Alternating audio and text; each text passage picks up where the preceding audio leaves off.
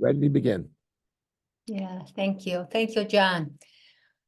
Well, as I was mentioning, I'm in Philadelphia. Well, I'm in the area of Philadelphia, Pennsylvania. So good afternoon to all. It's a pleasure to be here. And then, yeah, very, very excited to share some of the concepts and that are mostly based in my experience. So I'm going to have, I'm going to be sharing a PowerPoint. Let's see. And let me just. So the title of our sharing today, religious education in a culturally diverse church, and with a focus on intercultural competences. As we start this part, I want you to keep these two questions as an umbrella for our sharing specifically today. What does it mean to be a parent raising a child in this diverse world? And what does it mean to be a young child growing in a diverse world? So these two questions from the perspective of a parent, perspective for a child, those of us that perhaps are not have not lived, I have a lot of experience in a context of cultural diversity. I still invite you to keep these two questions as the umbrella for the sharing that we're going to do today. And before we focus on exactly intercultural competencies, I want to give us a base of some concepts. So for today, we have 4 goals.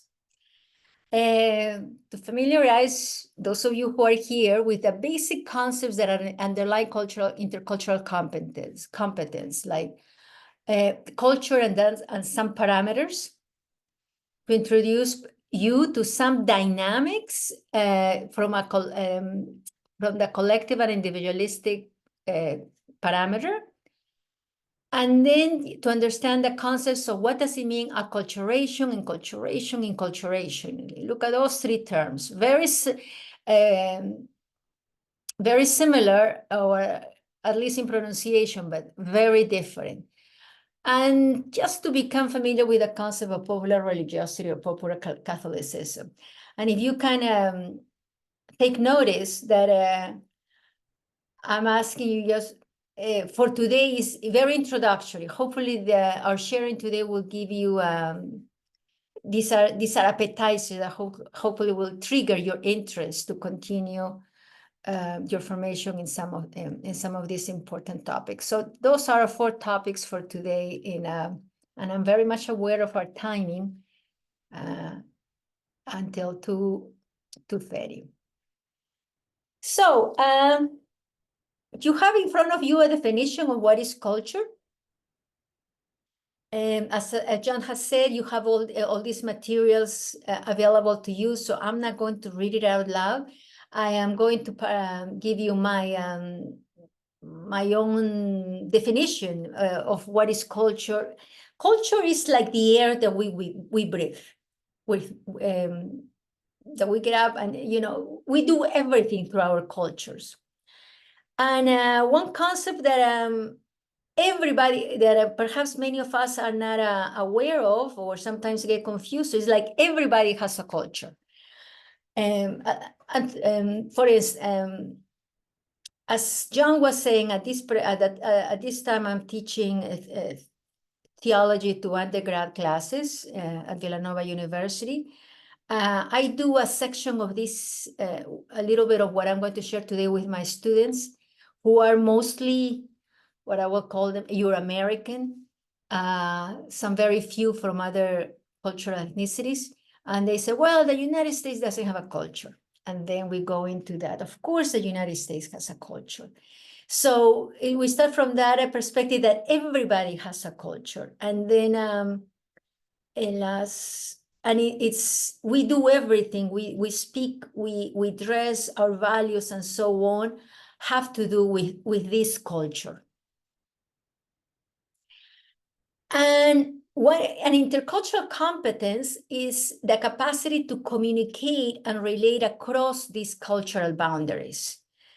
And for that sake, in order to do this, we do need to do, we need to get some skills and be able to get some concepts clear.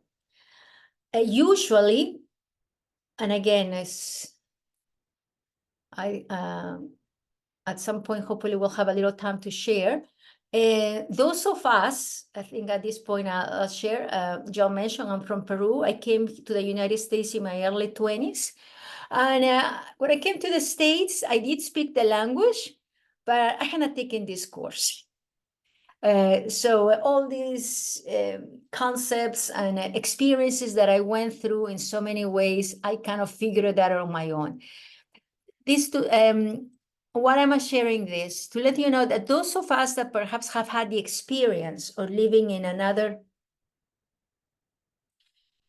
culture, and not as a tourist, but more than at least a year or so on, somehow have learned intercultural competences, and I'll share a little bit about my experience. Okay.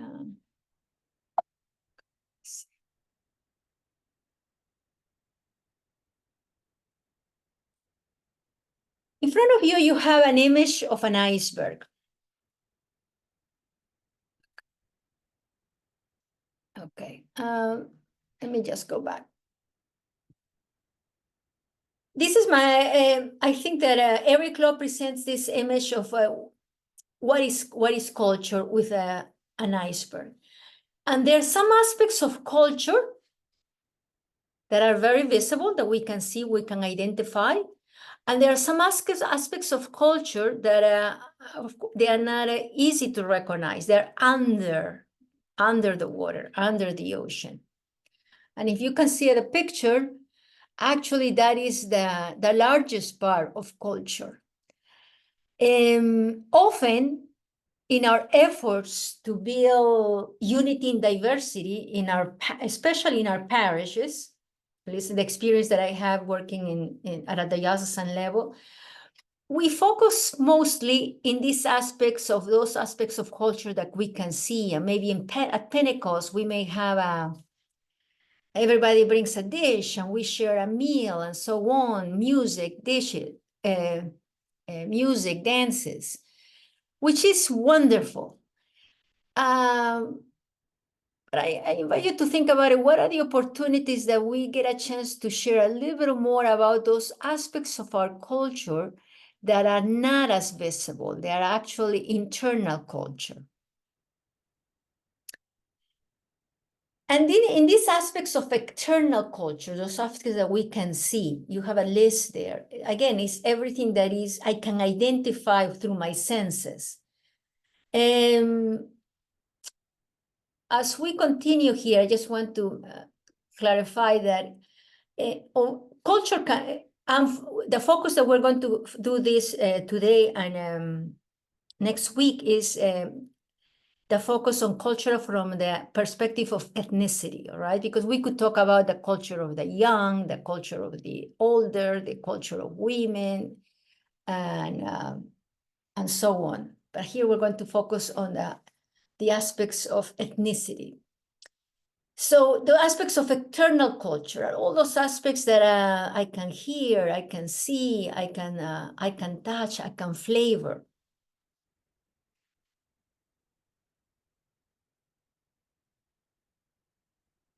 Those aspects of internal culture, they are not visible, that we cannot recognize right away unless we start working with in a culturally diverse world. Notion of time, what are the rights of the individual, what is the relationship between individual and society, rules of relationship, priorities of work, the tolerance for change, genders of role, communication styles, meanings of success, authority, and the list could go on and on.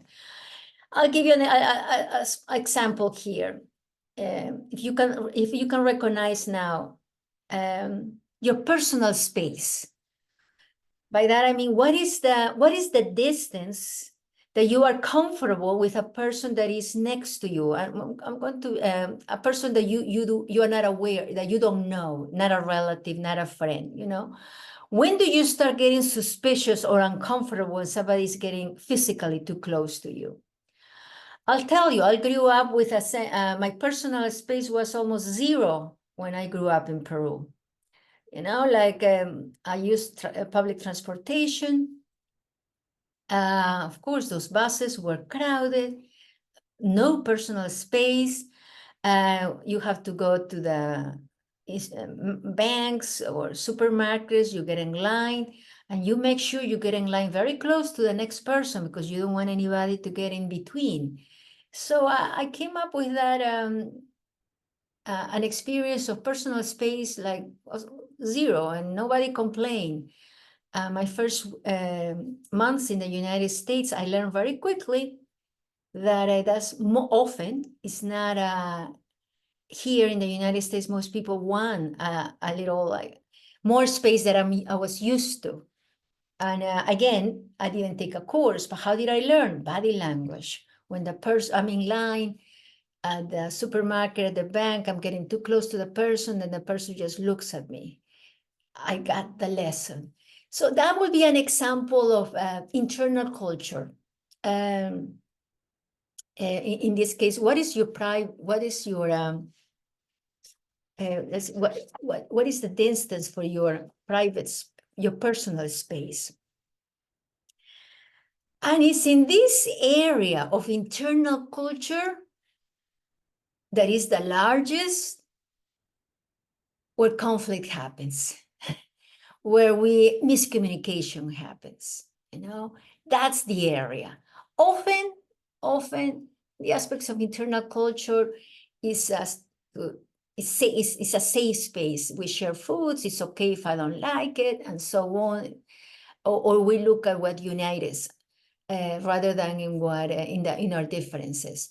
But it's the internal cultures. Okay, so I'm going to make a stop here with these concepts, and in order to engage in this cultural diverse society, and especially church at all levels, first, of course, you're taking this course. Hopefully, it's give you some ideas. But as I always suggest, each one of us needs to do their own homework, identifying both.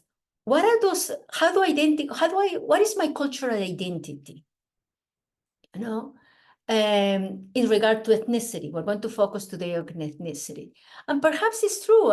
You know, I have a blend of Irish, European, Russian. But what is the culture in your own family? You know, with traditions that perhaps you grew up with. And then I also encourage, look at your internal culture. Can you do, let me see. I want to share a screen again. Sure.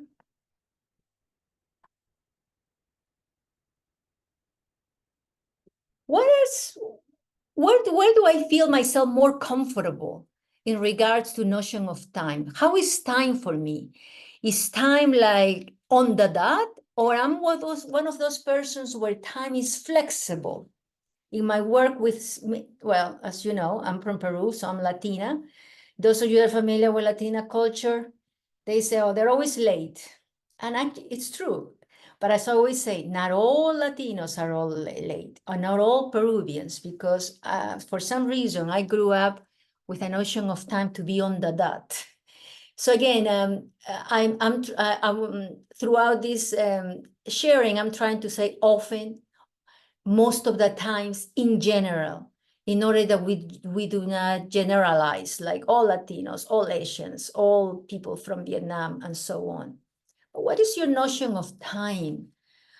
What is your philosophy? What is your value to our work and genders of authority? What is your meaning of success? So those are aspects of internal cultures and we're going to be looking at some specific parameters again. But right now, I'm going to stop sharing. Let's see. No, actually, I wanted to share.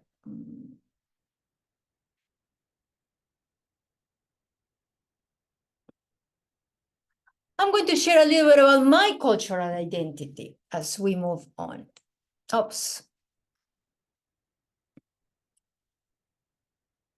My name, Ruth Bolarte Farfan. I'm pronouncing it in the Spanish way. Here in the United States, I'm Ruth Bolarte. And here in the United States, I don't use my second last name.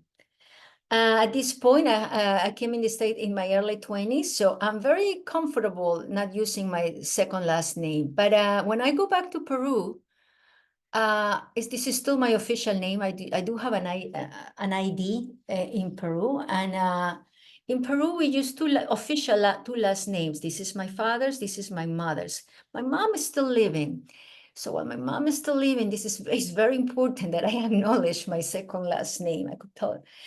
So, what is in your name also? Like, I'm very comfortable now being called Ruth, but for a while I was, well, that's not my name. You know, my name is Ruth. We don't have the TH. Yes, at this point in my life, I consider myself not only bilingual, bicultural, but I consider my countries, Peru and the United States. I belong to a religious community that, of course, is going to make an impact in my cultural identity. I'm comfortable being called Latina, Hispanic, Latina, Latinx, and yes, if at some point, if we don't get it, make sure that you ask what are the difference between all these words.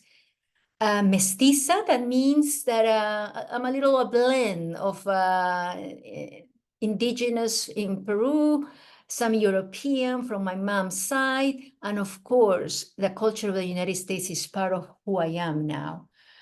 I consider myself a missionary, and all my family continues to be in Peru. There's some pictures there. And overall, here, I've been very blessed through not only studies, but most of anything through experience, to engage in dialogue and work together with not only the Latino culture, but various Asian, African American cultures throughout my ministry. So I consider myself in this cultural identity to being a bridge. So now I invite you, okay, let's share again. What is your cultural identity? Share some aspects of your external cultural traditions, perhaps some of your aspects of your internal cultural traditions. And I think at this point, we are 16 people. I don't think I think I invite you to, if possible, to open your cameras. It would be nice to see your faces, but if not, I invite you. What are some? Would you share a little bit of your cultural identity, perhaps external, and maybe you already have some idea of the internals, which I understand it can be a little more difficult. But I think it's the first step that we ourselves do some homework. Anybody, and you can just unmute yourself. Jane, yeah. Sure. Thank you. That you were ready. Yeah. Thank you, sister, for articulating what is so deeply embedded here in the state of Hawaii. Ethnically speaking, my father is originally from the Philippines. My mother and all of my siblings and I were born and raised in Hawaii. Now, and Hawaii has a very distinct sense of place in terms of culture. So as you're speaking and as you're laying out the foundations for cultural identity, I appreciate the fact that for Hawaii as an example, because we're all here probably familiar with the tourist understanding what you referred to as these externals, of the Hawaiian culture, and this illustration of what is below the surface, and the values and what hula means. And so you don't mock the hula, and learn how to pronounce the words properly, and be invited into process. So I appreciate that. And then an overlay of that for myself is being, what does it mean for Hawaiian Catholics and worship experience in the culture here in Hawaii. And then as a Filipino American, trying to understand my father's culture and the values, and you're speaking about personal space, and all of these things that I didn't grow up with, that shock me at times, and our worship experience, and so as we live in community together in our places of worship, in our parishes, how do we pause and have the discipline to listen, to be synodal and open ourselves to help me understand what is happening here, help me understand. So I really appreciate that, because it really speaks to our sense of multicultural appropriate approaches here. Thanks, Jane. Anybody else? Yeah, go ahead. Yeah. I currently live in Pensacola, Florida. So I have a distinct, what shall I say, Southern United States. We are more part of the South. We are in the Panhandle than we are of what most people think of Florida as the Disney World, etc. angle of it. And I have been living here for a number of years, so I have picked up a bit of the Southern United States culture. But I also lived up in the Northeast and in the Midwest. So I have a bit of different American cultures that are within me. I grew up in St. Louis in the Midwest. I am like fourth generation American, I guess you would say, but most of my ancestors came from Germany or from Alsace-Lorraine when it was under French control, but they go back to Germany. And I don't think I realized as a child how much that German influence was actually there until I grew up. It was just sort of a part of life. But I think culturally, I now have that mixture of different parts of the United States, as well as some of that German heritage of certain ways of living and looking at things. But then I also belong to an international religious congregation. And so I have picked up some cultural things from where we were founded in Italy and some of the other countries we are in, as well as I think the whole religious order concept has affected my cultural background. So I find myself very much sort of a mixture. And I'm living and working in an area that has lots of mixture from the South to, we are a largely military area, so we have lots of background of different people. So I think I've become very aware of listening to people and what is their way and their background, and the realization that even in the United States, we just have different names for different things. I can still remember being in Western Pennsylvania and the children finally clapping when I called the drink pop instead of soda. So culture as a lot Sure. Yeah. has been a part of me. And I sometimes stop and think, where am I and who am I talking to know how and what to say and what their background might be. Thank you. And as we're doing this, and again, I'm going to stop now, but this is a great exercise. I do it with my students at the beginning, a whole project throughout the first month. Ask yourselves, what are the spaces where both as young people, any age actually, what are the spaces that we are providing for them to, first of all, identify their own cultural identity, traditions, like, you know, and then everybody has a culture. We might have to do some clarification about that. And then it's amazing, at least for the experience that I had, and this project that I have introducing our cultural selves, is they are in awe that, oh my gosh, what about the diversity that is within our classroom, that you will not identify just through the last names or even through the color for our skins. So again, think about that. What are the opportunities that we're providing? And not because I'm seeing, I'm in parish, or my catechetical program has Vietnamese, Asian, and so on. But maybe even if it doesn't, unless we have those spaces of sharing, we do not know the wonderful wealth of cultural diversity that is in front of us. That has been my experience with this exercise that I do with the young people I work with. So I encourage you. And that's what I wanted, at least a couple of people sharing on this regard. So in this part of cultural competencies, we need some skills, we need some knowledge here. I hope to give you some of both, knowledge, skills, and the attitude that I believe as you as catechetical leaders in the ministry already have it, no? Respect, openness, being curious, and especially curiosity, you know. That's one of the, I have developed my curiosity, and at this point, always asking questions. So now we come to this part of knowledge. In my experience, often I see all these terms very much confused or used exchangeable.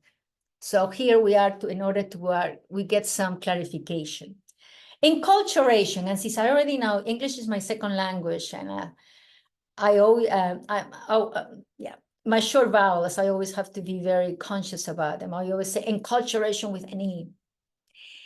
That is a concept that has to do with adjusting to society, you know, like for instance, here in the Western culture, how do we eat? At some point in our life, somebody taught us how to eat with a fork and a knife. No, that's a process of enculturation in Western society. Perhaps if we were raised in Vietnam, somebody else would have taught us how to eat with chopsticks, as you know. So, and say thank you, and you know, that's the process that most of us go through when we are young, and all that. Acculturation, and that's the term, but I am more that I want you to be more focused on, especially this week and next week. That is the transition, the process that a person goes through when, like those of us who have been going through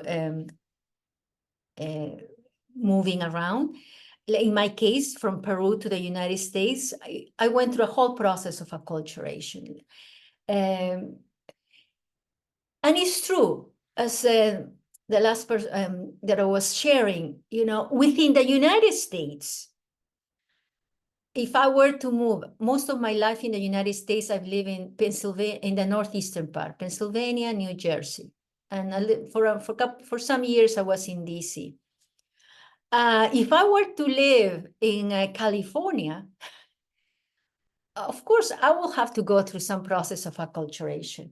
I have had the opportunities to visit California for just for conferences and so on. And I remember the first time I went, actually it was Sacramento, for some meeting that I was going. I was, oh my gosh, I was in love with California. And I always said, my acculturation process would have been easier if I would have gone from Peru to California rather than Peru to Pennsylvania in so many aspects. So of course, the process of acculturation takes place also within the United States, but especially when we are coming from people from another country, you know, in so many ways. The more different your iceberg, your cultural iceberg is, this process of acculturation is going to take more time. You know, it's going to take more time. So keep in mind this process of acculturation with the people you're working with. And we'll talk a little more about that and what can we make it easier. And the last concept is enculturation. Often these two, I see them used, especially in church documentation. You know, enculturation, that we're going to focus more at the end of today. That's the only term that actually is a theological term, the relationship between culture and faith. This is the term that we find in the directory, that we find in the Joy of the Gospel, and so on. All right, so enculturation is a theological term. The other two are more sociological, but of course it helps us in our process, it helps us as evangelizers, as ministers. Of course, it helps us to be aware. But enculturation is the only theological term, and that has to do with the relationship between faith and culture. And again, culture in the aspects of ethnicity. And we're going to develop that. So going back to these parameters of culture dynamics. Now, these are there are more parameters, but I'm going to focus on these ones. Again, just hopefully this will trigger for more dialogue later on. These parameters are part of internal culture. Again, internal culture often, not always, but often is unconscious. We do things like when I give you the example about my personal space. I assume that everybody had the personal space that I grew up with. So here I come, getting line, and then somebody gives me this dirty look, you know, like, what am I getting too close to this person? Of course, I learned not to do that again. So all these parameters are internal culture. And how do I make them conscious unless we talk about it, unless we take some time to do some self-reflection and sharing with one another? From these internal parameters, the two big umbrellas are collectivism and individualism. And examples, I think, at this point will make it easier to understand rather than concepts. From a collective perspective, collective and individualistic perspective both want the well-being of everybody. Okay, they're looking for the well-being from everybody. But from a collective perspective, we focus first on the group. And if we focus on the group, then the individual will be okay. From an individualistic perspective, our focus first is in the person, in individual, and if individual succeeds, if the individual is taken care of, then the group will be doing fine. I'll give you an example. This is from my experience. So I used to be in a diocese. I was the director of diversity ministries, and I organized a pilgrimage to the shrine in DC with Asian communities. It was my first year, and I have not taken this course yet. Actually, no, but here I am. And I decided, okay, of course, I'm going to do. And at this point, I kind of had a relationship already with most of the leaders of the Asian groups. And what I do, I did what I already always did. I did a flyer, and in the flyer, I put a little note, registrations, name, you know, with maybe you're familiar, concerts, phone, and of course, I put a deadline, and please send checks via whatever, you know, and so on. My beautiful flyers. Send them out, went out in person, and so on. Maybe I got four people registration, and I had 2 buses reserved. I was in panic, and because people, when I have met them in person, oh yes, sister, we're going to go, we're going to go. I started making phone calls, and then this was an Asian event. So I had Vietnamese, Chinese, Korean. I had, you know, what else? Other group, Indonesian, making the phone calls to the leaders. And finally, speaking with the leaders, they said, oh yes, sister, we are going. I commit, we're having, let's see, the Chinese, they'll say, please register 20 people. I'll send a check. Indonesian, register another 30 people. I'll send the check, and so on. And finally, and the checks came. So 1 check per group. And in so many ways, my life was easier. Instead of having, let's see, 50 people that I have to, you know, make sure that they have names or so on. The leader of each community, that was my contact person, and he or she took care of making sure everybody had what they needed. That would be, I was approaching the event more like every person needs to be registered. You know, there's my flyer, you send me your information, your cell, and so on. The group was approaching from the collective perspective, the leader representing the group. All right. An example of my ministry for that. So these 2 umbrellas, collective and individualistic, and again, one is not better than the other one. All these perspectives, they are just different ways of seeing life. That's culture. So from a collective perspective, often, many of us are more comfortable with hierarchy rather than equality. By the way, often African cultures, African American, Hispanics, Asians have a tendency to be more collective, and individualistic will be more European or United States.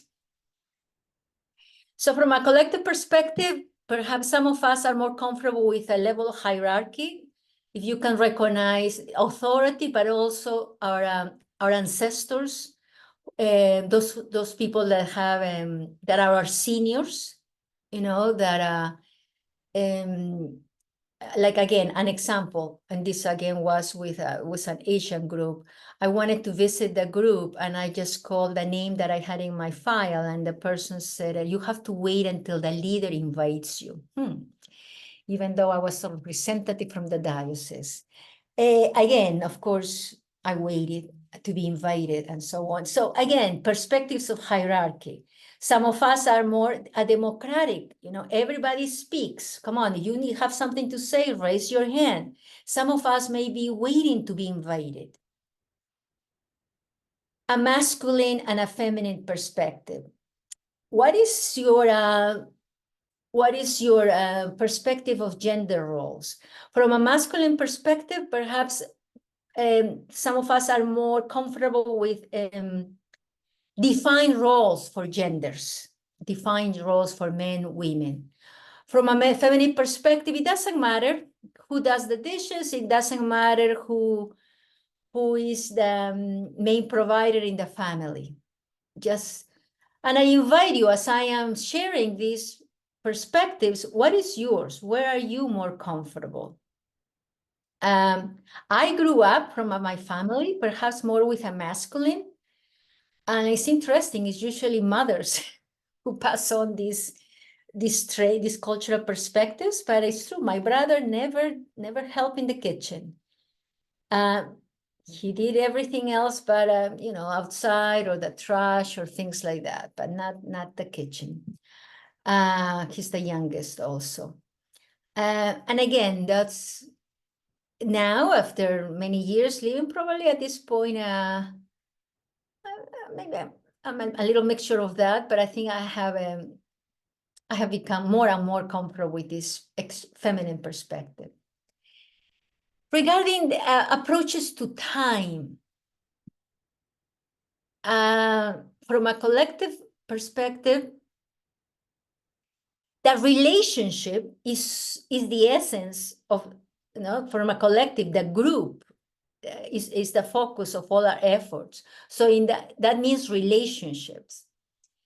So often that time is based within that within the frame of relationships. So for instance, again, I have a meeting. This was, again, actually, this was a Filipino group, or no, Indonesian group. And of course, I come from a very, that if it's you tell me 5 o'clock, I'll be there 4:05. And it was a mass that I was invited, and nobody was there. So my gosh, I have the wrong time. And one of the leaders said, "Oh, sister, remember, time is rubber, time is flexible. We have to wait, wait for the family to come. There's time distance." So again, the time might be in concepts of relationships, all right? From a collective perspective. Again, I've been in meetings and I'm supposed to start at 7, and but so-and-so is already parking the car. Let's just keep waiting. And then we arrive to the meeting and there's an agenda, but let's just engage in dialogue. How are we doing? What's going on in your family? Relational perspective. High context, low context. Some of us are very direct with our communication, go to the point. We don't need a lot of context. Some of us, we need to tell you what happened during the day in order to get to the point. It's just, it's just a perspective. So where are you more comfortable in these areas? And again, these are only some parameters. And as we continue with this, focus a little bit on the communication parameters.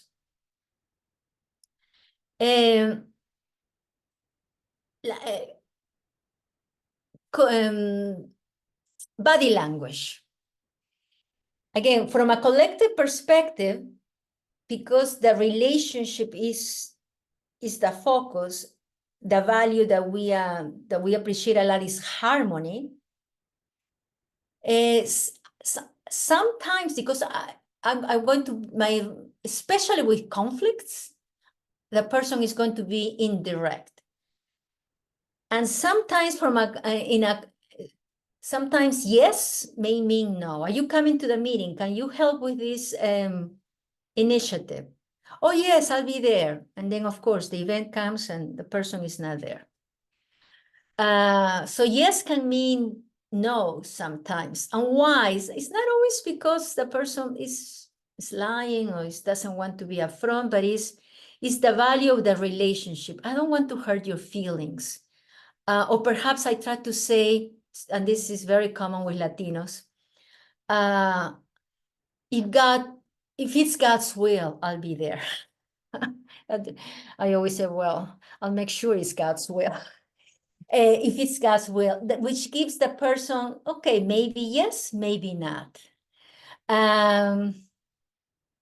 So again, just so sometimes be attentive to the body language. Maybe my words might be saying, yes, I'll be there, yes, I can help, but perhaps my whole body language, my eyes are saying no.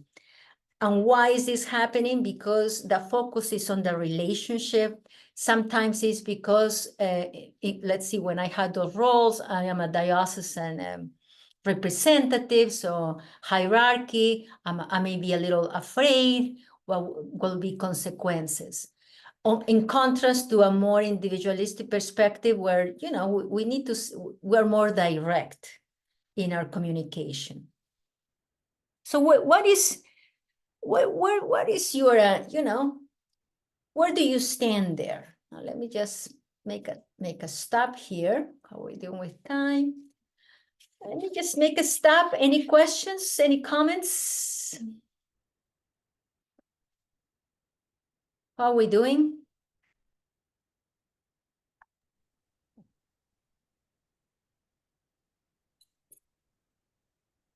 Okay. Oh, yes. Yeah. I was pausing here just to give other folks a chance, but sister, you're just nailing it. Thank you. Just going back, I had mentioned in the chat, yours is the finest set of definitions of acculturation, enculturation, inculturation that I've encountered. So thank you for that. And yes, I absolutely agree with what you're saying and reflecting, hopefully humorously, on all of the missteps that I've made, and your comment about yes. Here in Hawaii, with the largely Asian population, yes means yes, I heard you, not yes, I'm committing to this. And so I've had to learn how to ask the next set of questions.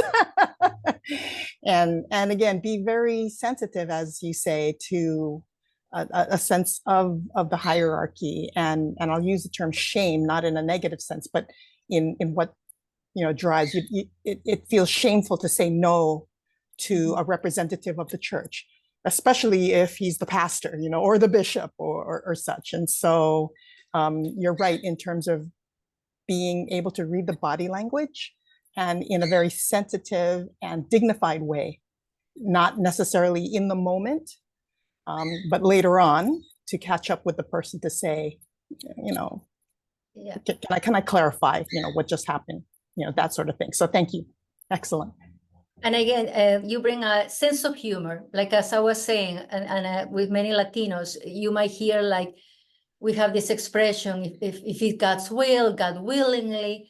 And then I said, well, I believe I talked to God and God wants this. Not like a kind of, yes, because I do know that's like maybe, perhaps, but sometimes sense of humor, it works marvelous. Yes. Thank you.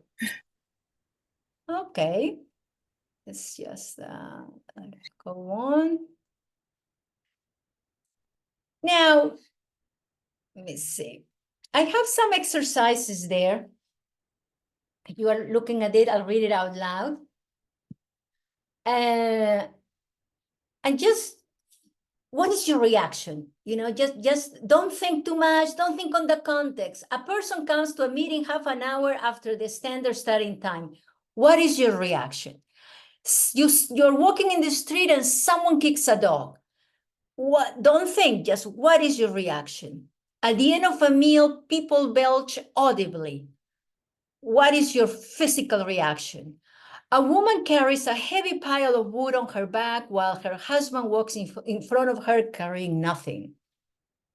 A male guest helps a hostess carry dirty dishes into the kitchen. What do you think about that? A young man and a woman are kissing each other while sitting in the bus or in the train. And don't ask me how much are they kissing. Just use your imagination. While taking an exam, a student copies from the paper for another student. What's your reaction?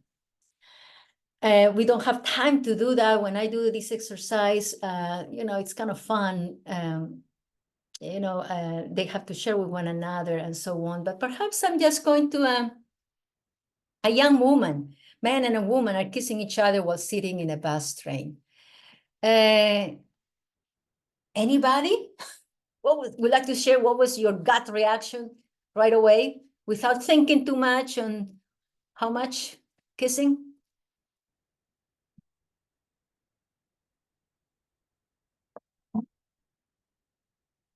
When I have done this exercise, sometimes most of the, and again, I'm going to focus on the young people I teach. Oh, sister, you know, like you know, just some of them I'll be a little uncomfortable and so on.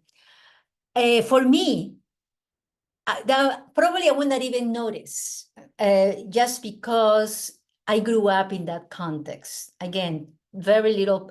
And I also had a chance to live a year in Italy. Again, that was part of the ordinary scene. But the exercise I asked you to, because if you are feeling a little uncomfortable, that's your internal culture. All right, so sometimes, yes, we just need to be, that's my internal culture. The example of a male guest helping the hostess in the kitchen. Again, when I've done that exercise, and even myself probably will say, oh, isn't that nice how this fellow is helping? We're making a judgment with our internal culture. But perhaps in a culture that is, remember, that is more masculine, the genders are more distinct, the roles, the hostess may not be too happy. You know, am I doing something wrong? Why are you coming? Isn't it enough that, so again, there might be another perspective. But whatever was your reaction on those exercises, that's your internal culture. If you were frustrated that the person comes very late, again, that's internal culture. But, and again, just to be very clear, one is not better than the other one. They are just different perspective. Our goal, though, with some skills, as Jane was saying, is what do we do? Well, of course, we want to get the work done. So we have to live in that tension of balance. We need to get the work done, but at the same time, we need to be sensitive. So how do we engage the best traits from a collective perspective? Because I believe relationships, of course, are important, and we should invest on how do we get to know one another. But of course, we need to get the work done. We need agendas. We need to start on time. We need responsibility.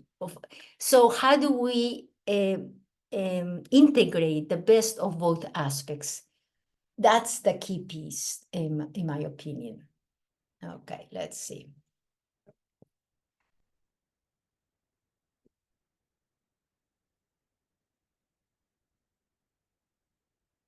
With that, with those background or concepts on some parameters of culture, what is culture? And I want to focus now in specifics of inculturation. And now we have there a definition from Joy of the Gospel. But again, since you really can read all this, I'll in the page I would like to work with examples. And I think that you are aware of it. If not, Our Lady of Guadalupe is the patroness of the Americas, but it's also the patroness of evangelization. So I would like to explain what is this concept, what is the model of these inculturations with the experience of the encounter between Guadalupe and Juan Diego. So this inculturation introduces, is the relationship between faith and the culture. We have wonderful documents. We don't, I always put, inculturation is not the way Spain came and the crown came and brought Christianity to the new continent. That is not inculturation. So what is a model of inculturation focusing on the encounter between Our Lady of Guadalupe and Juan Diego? There is always two movements in inculturation. There's two movements. One is affirmation, and the other one is purification. So I'm going to, in the encounter of Our Lady of Guadalupe, now there's no time to go through the whole experience of Guadalupe, so I'm just going to focus on some of the characteristics of this encounter. Our Lady of Guadalupe is called the model of evangelization because enculturation, because in her encounter with Juan Diego, she uses Juan Diego's native language. Yes, he spoke Spanish, but Our Lady chooses to communicate with him in the language of his heart, his first language. She assumes the ethnicity in this case. You're familiar with that. She appears to Juan Diego as an indigenous woman. But not only that, she also uses her attire, uses the symbols and the colors of the indigenous, of the culture of Juan Diego, a mixture of the Aztecs, his indigenous heritage. And now, what is this saying to Juan Diego? So in our efforts of enculturation, the seed of the gospel is already in that culture, in those practices, in those devotions of the Latino, the Filipino, the Vietnamese, and so on. There is the seed of the gospel is already there. So how are we going to affirm with sensitivity that seed of the gospel? Like Our Lady, in this encounter with Juan Diego, she's affirming the native language. She's affirming, in this case, the color of the skin, race. She's using the symbols that were so familiar to Juan Diego when he was before the conquista, before the Spaniards. Colors in her attire, the stars, the ribbon that meant that she's pregnant. She uses the serpent, the female goddess, the music, the flowers. She's making the experience very concrete with the senses. Model of enculturations. How are we affirm? She's affirming Juan Diego's culture. But at the same time, enculturation also has another movement, which is purification. In our efforts to evangelize, in our efforts to catechize, and our efforts to bring the good news, we focus on the culture of the gospel, on the message of the good news of Jesus, the kingdom of God. So we make sure we do not take away from that message, and that we deliver the fullness of the good news of Jesus. So Mary also needs to purify some of the aspects, in this case, of Juan Diego's cultures. So from Juan Diego's first experience of the various religions from the Aztecs, she needs to make sure that there's one God. In her whole dialogue of Juan Diego is the one God, is one God.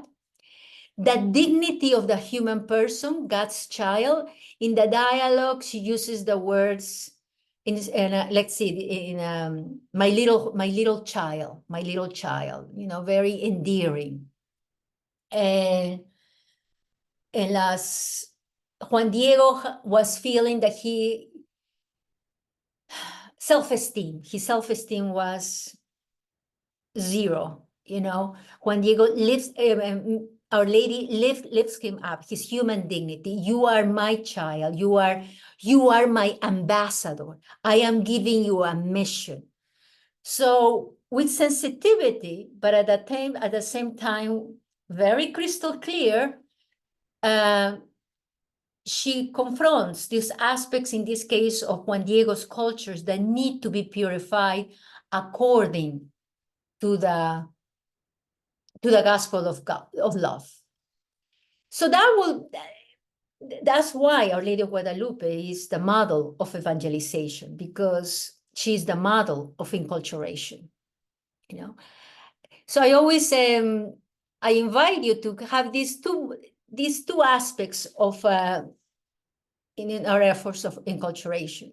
How are we affirming the gospel, the love, the gospel that is already in that culture, whatever various cultures that are in front of you, but at the same time, with sensitivity, how can we purify these aspects?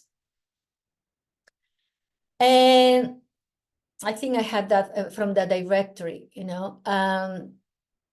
In order to engage in enculturation and catechesis, of course, we need to first get to know who's in front of us, get to know the cultures that are in front of us.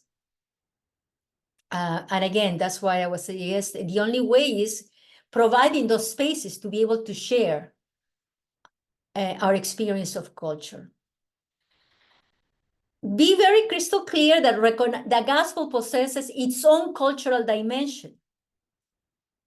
Again, especially when we're working with perhaps older young people or adults. We, in our efforts, when we're working with scriptures, are we sharing that cultural context of the same scriptures? Communicating that true conversion of the gospel within the cultures. I think I already explained that the seed of the gospel is already in every culture. So all these points you can find in the directory. You have the source there. Again, you can look at that. Let's look at some examples as we continue our time. And this is one of the last points that we have, popular religiosity. That is going to be the context of our efforts of enculturations and also catechesis. You have a definition there. Now, the name, you can find popular religiosity, popular piety, popular Catholicism. At this point, I think those terms can be used interchangeable. And you have a definition there: spontaneous expressions of faith celebrated by the masses for a considerable time by people. And they originated within the historical context of the people, and they are not structured by the hierarchical church. So let's be clear that the rosary will not be a piece on popular piety, all right? Because of course the rosary has been, we had apparitions and so on.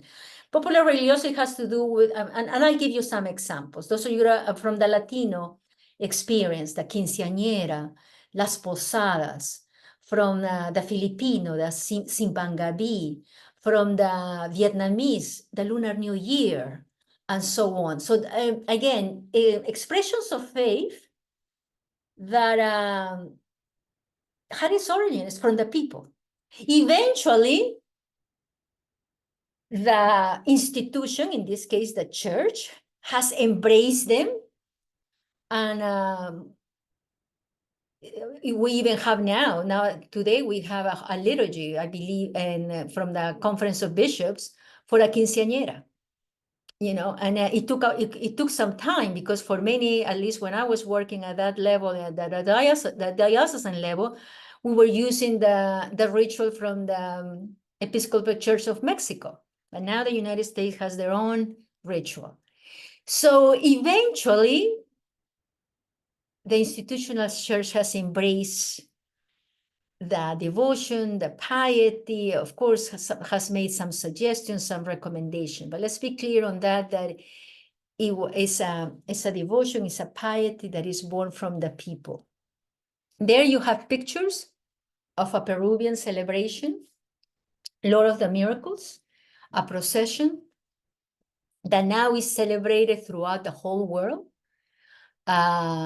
And most dioceses will have specific areas that perhaps now there is Peruvians, but not only Peruvians now, but many Latinos will celebrate. And it's just good to be aware of these celebrations, because, and again, they can be ways that we can help us pray, help us engage other perspectives of devotions in our efforts to catechize. The Day of the Dead, and what do I have? Oh yeah, the day altars, the Day of the Dead, and candles, and so on. There are some of them.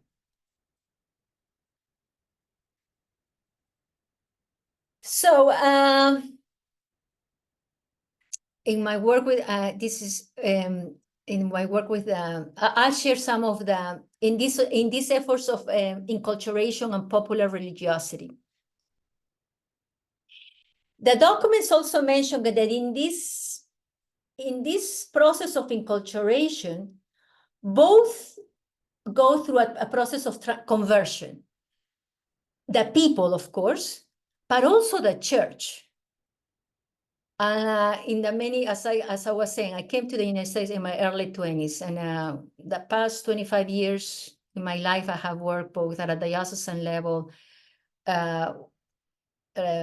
regional levels with diversity, and of course, efforts of evangelization and catechesis.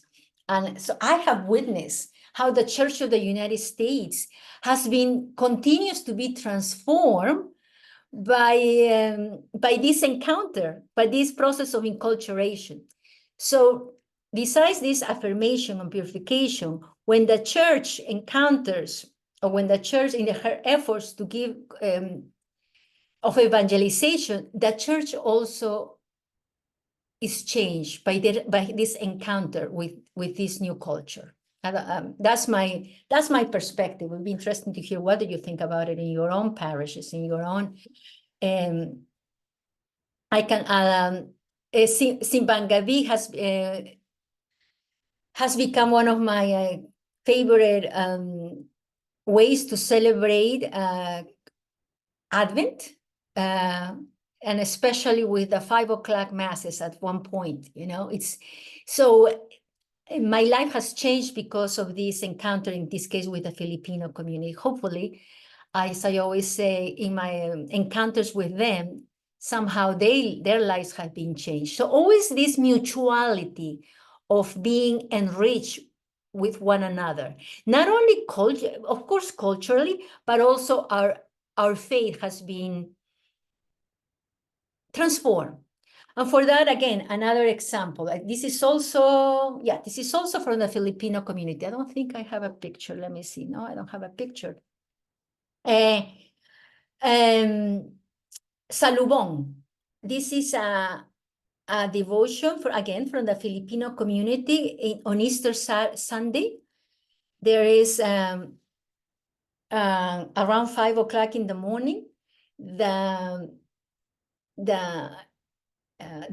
Mary, all dressed in black, morning Mary, meets the resurrected Jesus. So the two statues, the men are processing with the resurrected Jesus, the women are processing with grieving Mary, singing or praying the rosary and so on. And when they find one another, Mary gets a white veil and flowers, and then we have the dawn mass. The first time I attended that salubong, and as I was getting, of course, to be there on time at 5, at 4:30, I was, getting ready to go to the church. But while I was getting ready at 4:30 in the morning on a Easter Sunday, and it was still dark, for the first time, the gospel of the women getting ready, somehow it was more concrete. It became so real for me. Yes, driving at night and getting there at night, usually, I never experienced that. But now this gospel was never the same for me. So in that encounter of this salubong, in this case, that's the gift the Filipino community had given me. Hopefully, again, it has been a mutual transformation. That is enculturation. Now, I'm sharing my experience, but because the Church of the United States has embracing this popular piety, I believe this is the whole church also is changing. It's changing. Here you have an altar for the Day of the Dead. How do we integrate these opportunities in our efforts of evangelization and catechesis? And as I said, hopefully, I mean, I don't know, since we cannot always enter in dialogue, but even if you don't have any Latinos in your program, in front of you, but we do it, we celebrate it because it's part of our diverse church. If we celebrate it because we're Catholics. Remember, Catholics, it's universal, and so on. So anyhow, November, the Day of the Dead, November 2nd, and processions. This is the Lord of the Miracle. For Good Friday, many Latinos, you may find the Stations of the Cross in the streets, people getting dressed and so on. There will be, again, popular piety, popular devotions. And I have focused a lot on the areas of affirmation. However, of course, I'll focus here, for instance, Good Friday. I'm going to focus now on the Latinos, and very briefly. As I say, many Latinos, we are Good Friday people. In my family, Good Friday was the big day. That was the big day that the family came together. I mean, we had fish. It was a banquet. Fish, of course. We watch, but that was a family day. I don't have many memories about Easter Sunday, but I do have lots of great memories about Good Friday. Say Latinos are Good Friday people. Of course, we affirm that. Of course, there's a place for Good Friday. But perhaps with sensitivity, we need to include this Resurrection Day. How do we celebrate? How do we engage, in this case, Latinos, to this Sunday of Resurrection? For many Latinos and other cultures, on a Good Friday, the sense of sacrifice, going bare feet, even though it's cold, it's not, or going on my knees, sacrifices. How can we, and sometimes it becomes like a transaction, the more sacrifice I do, the more I'm loving God, and Jesus will do this for me.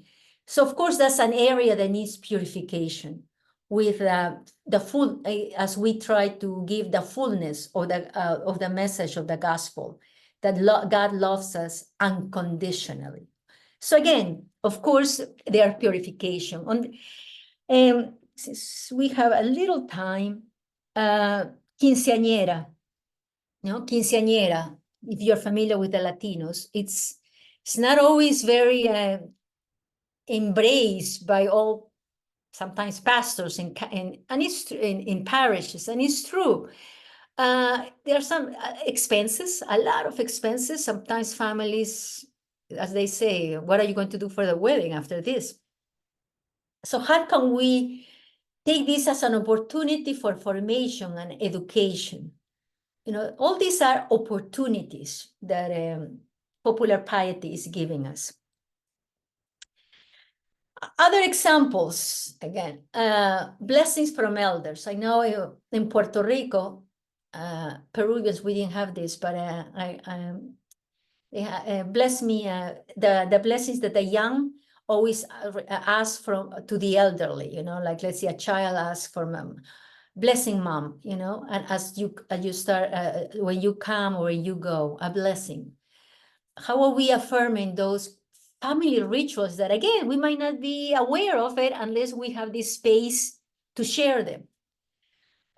Music, dancing, rituals in the liturgy. From the African community, the procession of the gospel book with the dancing and the music and so on. It's another way to pray. It's another way to pray. The Day of the Dead, the Lunar New Year. Again, how are we how are we including the Lunar New Year, that in our efforts? And if people are already celebrating, I know when I work with the Vietnamese community, of course, again, enculturation, some changes had to be done in order for the Mass to take place and so on, but how we engage the ritual for the ancestors, the prayers, and so on. Beautiful. And again, always a mutual enrichment. So this culture and spirituality, part of our efforts as catechists, as persons that are engaged in the ministry of evangelization, is of course also the dimension of spirituality. And we relate to God with our whole being, and our cultures are part of who we are. The way we sing, the way we dance, the way. So let's just make sure that we're including various ways, especially in liturgy, that affirm the diversity of praying and relationship to the divine from the people that is in front of us. And let's wrap up with this, a little time for questions. So, and with the words of St. Paul, for the sake of the gospel, he became all things to all people, that he might by all means save some. And you have pictures there of Mary. Mariology and the pictures of Mary is a great way to, again, celebrate the diversity of that is in front of us, the students, the people that is even working with us. The stories, here we have Our Lady of Laban, Our Lady of Guadalupe, and each one with her own story, How are we celebrating and affirming this seed of the gospel in these cultures? And because I'm using an individualistic perspective, and the time March is on the dot, I want to make sure I just give some minutes for any comments, any questions. Sister, I have a question for you. Can you hear me okay? Yes, I can hear you. And let me just, yes. Sorry, here, I'll That's turn on okay. my camera. I'll turn on my camera. I can hear you well. I had a question about how can we help our priests be more open to the different cultural traditions? Because, for instance, on Dia de los Muertos, on the ofrenda, there are displays of skulls. Some are happy, smiling skulls. On the flags that are put out, there are skulls, skeletons dancing. And it might be taken as offensive. But how do you help them? That's just one example. Be open to that different cultural tradition, even though it's different from what we're used to celebrating here in America, I guess, or the Western culture. Yeah. Well, you can invite him to share To come and attend this. Our clergy, it's a process. It takes time. And I guess he's the pastor, right? Probably. Well, it's a combination of the pastor and perhaps our deacon, because there's also I guess they are close to. He also does exorcism. And yeah. so he sees the skull and crossbones and skeleton. And in cases like that, I guess, how do we compromise? I have seen examples, and yes, like sometimes the priest or the person in charge will give certain guidelines, like we will only have pictures of the deceased plus the food and so on, and that's all, and the candles maybe, and maybe educate both sides. See if the leadership is saying this, as far as we communicate in this case with the congregation, let's meet halfway, because again, in this is a dance. is not, we're not celebrating the exact way that is celebrating Mexico. But look at that, we have this opportunity. So let's focus on the things that we can do both sides together. And but again, with a lot of education for communication for both sides. And another, you mentioned that, I remember that parishes, or sometimes they don't want it in the front of the altar, but it's okay if you put it in the back, in the vestibule, you know. And then another leader comes and he has other ideas. Right. As far as perhaps a compromise, but always informing, you know, in this case, the congregation. That helps a lot. And without saying, oh, the skulls shouldn't be there and so on, but let's focus on the things that we can do. And look at the efforts. We want to celebrate this, and I think people are and again, if this is a shared parish, and we'll talk a little more next week, I find it that a compromise is vital, but also communication. You know, communication. If the people knows why, because sometimes this may come a Guadalupe Mass. Let's do it bilingual in order that those who do not understand Spanish can join. So if the people knows it's because we're working in being one community, it's amazing to see that they're willing to do it. Yeah, we'll do it bilingual because we want to make sure we're inclusive. Things like that. I don't know, it helps. It does. I mean, we have come very far in trying to incorporate. We have a very small Hispanic community that attends our masses here, and it has come a long way. We didn't have an ofrenda before. People would just put pictures down on the side where we have the electronic candles. And so it's grown, and so now we have marigolds and we have flags, and so it's good to see that, yes, they are being, it's just a struggle sometimes to help them see, you know, see the middle ground, although eventually becoming willing to do it, you know, it's hard when you initially come forward and say, okay, well, these are the things we want to do, and they're like, oh, taken back and appalled, and you're like, but it's culturally acceptable where they're from. We just need to understand what it is and find that middle ground, like you said. But thank you, sister. Yeah, you're welcome. Sister, really quick, this is Josefina again from Manhattan, Kansas. And I know we're almost out of time, but I would like to share on the next session regarding Felicia's about the altar, because I haven't done it here in our church for 3 years in a row, and it's been successful every year. So maybe I can share some of the stuff that we do for our priests and our parishioners. They love to see bringing my culture. I'm originally from Mexico. And they enjoy every time that we set it up with the children here in our religious education. Thank you, Josefina. Yes, that would be great. Yes.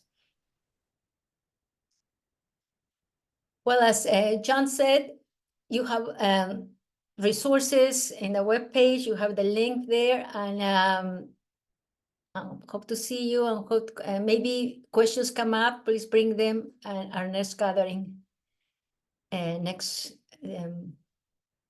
Thursday. Next Thursday, same time, same place. I'll send you an email tomorrow with reminding you how to get online to get the resources and the video. So thanks so much for being part of part one.